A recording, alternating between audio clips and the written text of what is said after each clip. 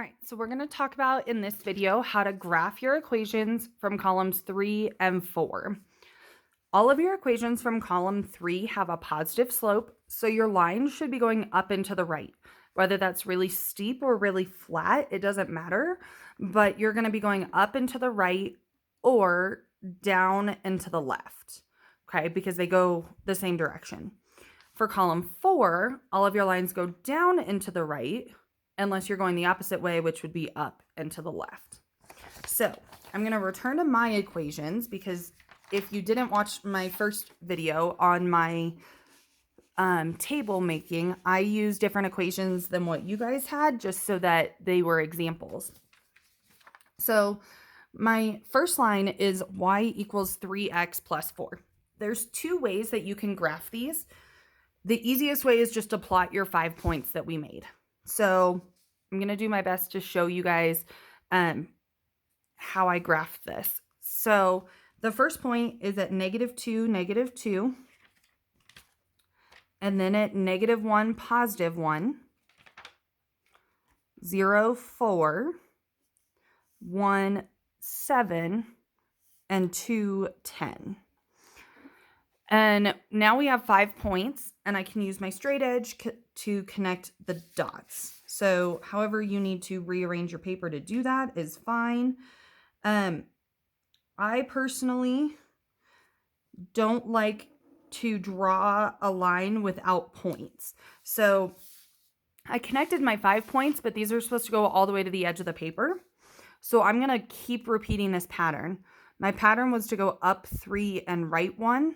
So the opposite, I'm going to go down 3, left 1, down 3, left 1. And then my next one would have been off the graph somewhere. But that way I know that my line is straight.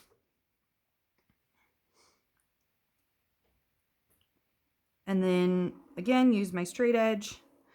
And like we did in the first video, I didn't mean to go that far off, but I'm going to label my line off of the graph just because I don't want it to be in my way when I start coloring. So I have y equals 3x plus 4. That's one way to do it. The other way, our next one is y equals x minus 1. If you remember and are confident in graphing, you could just start at your y-intercept. Our y-intercept on that one was -1, and our slope is +1. So from here I go up 1, right 1, up 1, right 1, and I just do that until I get to the edge of the paper. This is the same process that you would follow even if you were plotting your 5 points. So you can either plot your 5 points from your table like we did on that first line, or you can use your y-intercept and then just use your slope. Again, I made dots all the way to the edge of my paper because I like to make sure that my line is super straight. And then I use my protractor to connect the dots.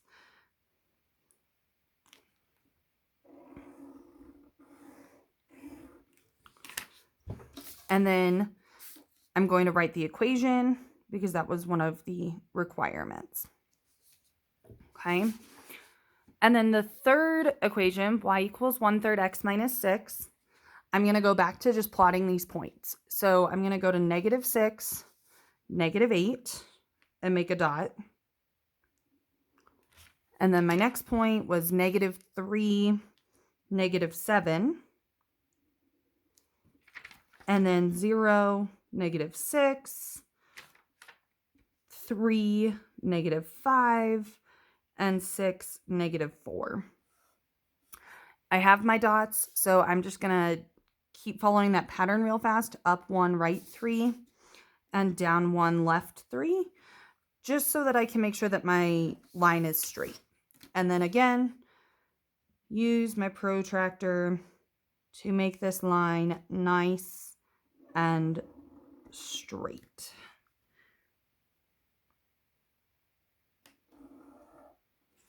Okay, so it looks like that. And then again, this one was 1/3 x minus 6, so I labeled all of them.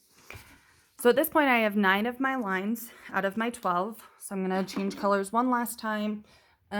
This time I'm going to go with a, I guess, light blue. As a reminder for column 4, we talked about how all of these lines will go down and to the right. So my first equation, y equals negative 2x minus 4.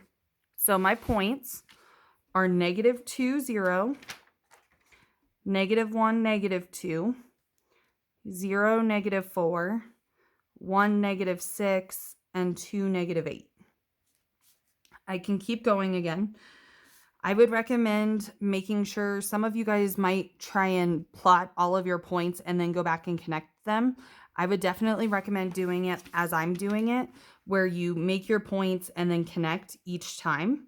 Because if you wait to connect until after you've plotted 3 or 4 lines, all of your dots are going to look all over the place, which you can see already. My dots are kind of big. If I was doing this with pencil, I probably would have made my dots smaller so that you couldn't see them as well in the final picture. But especially for the purposes of this video, I wanted you to see where I was making my dots. And then I labeled my line. My next one, y equals negative 1/2 x plus 1. Again, I'm going to remind you how you can do this without using the points on your table. So your y-intercept is positive 1. I'm going to make a dot at my y-intercept. And then my slope is negative 1/2.